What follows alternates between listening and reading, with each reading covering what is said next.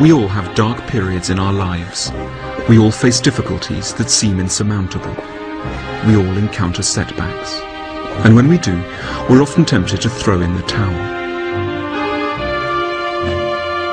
Most philosophers have tried to help us to reduce the amount that we suffer.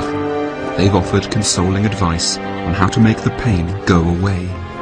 But there was one philosopher with a far more bracing take on the subject. Friedrich Nietzsche believed that all varieties of suffering and failure were to be welcomed by anyone seeking happiness. We should regard them as tough challenges to be overcome, in the same way as a climber might tackle a mountain. Almost alone among philosophers, he thought it was an advantage to have serious reversals in life. He wrote, "To those human beings who are of any concern to me, I wish suffering, desolation, sickness, ill-treatment, indignities, profound self-contempt, the torture of self-mistrust, and the wretchedness of the vanquished."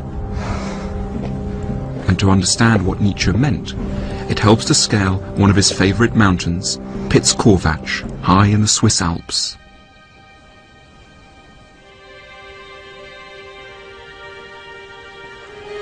I'm now standing on the top of Pitzkorvatsch, and the view is extraordinary, sublime. There's a complete stillness in the air. Clouds are just drifting over us. We can see clouds below us, and then through the clouds, villages and forests. You feel like you're on the top of the world, and the air is curiously light, and you feel a kind of elated feeling. And I think that here we can start to understand why Nietzsche placed such an emphasis on the tops of mountains. It's at the very top of the mountain that come the finest views, but it's of course extremely hard to get to them.